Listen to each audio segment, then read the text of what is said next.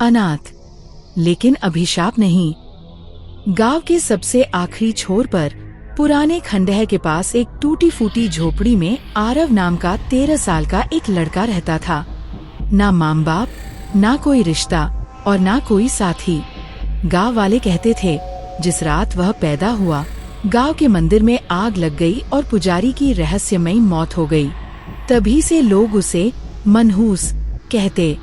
पर आरव में एक अजीब सी गहराई थी। वो ज्यादा नहीं बोलता, पर उसकी आंखें कुछ छिपा रही थीं, जैसे वो कोई बड़ा राज जानता हो। हर सुबह वो आम के पेड़ के नीचे बैठकर किताबें पढ़ता, चोरी छिपे गांव की बंद लाइब्रेरी से लाई किताबें।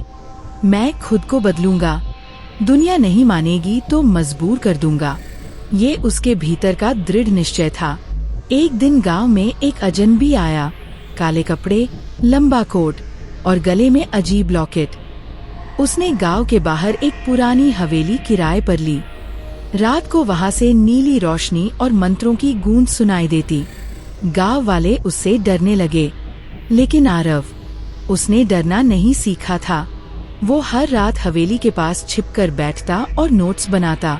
एक रात वो दीवारों के पीछे से घुस गया। हवेली के अंदर उसने देखा संस्कृत के उल्टे मंत्र, खून से सना एक ताला और एक फर्श पर बना गोल तांत्रिक चक्र। तभी एक फुसफुसाहट आई, तू आ ही गया आरव। आरव चौंक गया। पीछे कोई नहीं था। एक पुराना संदूक मिला जिसमें थी एक डायरी। पहले पन्ने पर लिखा था, आरव, तुम मर चुके हो और अब तुम्हें खुद को फिर से पाना होगा। हर पन्ने पर लिखा था, तेरी माँ को जिंदा जलाया गया था। तेरे अंदर एक शक्ति है, लेकिन कीमत देनी बाकी है। जो सपने तू देखता है वो तेरा अतीत है, भविष्य नहीं। डायरी में एक फोटो भी थी, 50 साल पुरानी, लेकिन उसमें बच्चा हूबहू आरव जैसा था। और आखिरी पन्ने पर चाबी। आरव ने डायरी में मिली चाबी से वो ताला खोला और जमीन हिल उठी। तहखाने में वो गया जहाँ जंजीरों में जकड़ी एक औरत बैठी थी। आरव, मेरी जान, तू आ गया। उसने कहा, मैं तेरी माँ हूँ।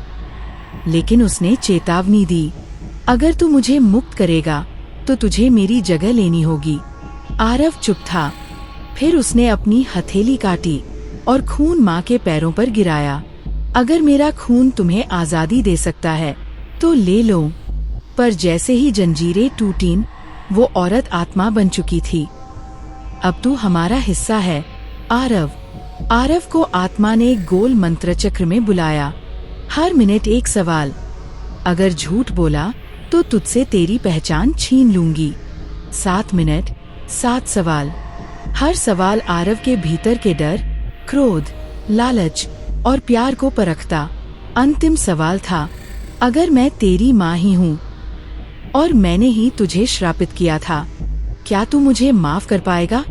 आरव बोला, हाँ, क्योंकि तुमने जो किया डर से किया और मैं उस डर को नहीं, माँ को देखना चाहता हूँ।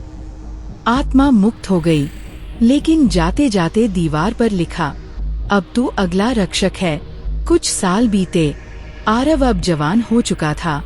उसने हवेली को विचार आश्रम में बदल दिया, जहाँ अनाथ, उपेक्षित और अवसादग्रस्त लोग आते अपनी जिंदगी को फिर से जीने के लिए। हर रात वो उन बच्चों को वो कहानी सुनाता जो किसी ने उससे कभी नहीं सुनी थी।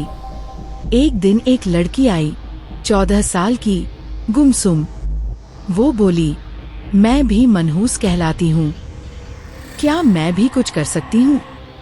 आरव ने मुस्कुराकर कहा, कभी कभी सबसे बड़ा वरदान होता है जब दुनिया तुम्हें पहचान नहीं पाती, क्योंकि तब तुम्हें खुद को बनाना होता है। अतीत चाहे जितना काला हो, अगर तुम उससे भागने की बजाय उसका सामना करो तो वही अंधेरा तुम्हारी सबसे बड़ी रोशनी बन सकता है। रक्षक वो नहीं होता जो लड़ता है, रक्षक वो होता है जो समझता है, सहता है और फिर दूसरों को उठाता है। पूरी कहानी सुनने के लिए धन्यवाद। कहानी अच्छी लगी हो तो लाइक, शेयर और चैनल को सब्सक्राइब भी करें, ताकि इस तरह की कहानी आपको हर रोज मिलती रहे।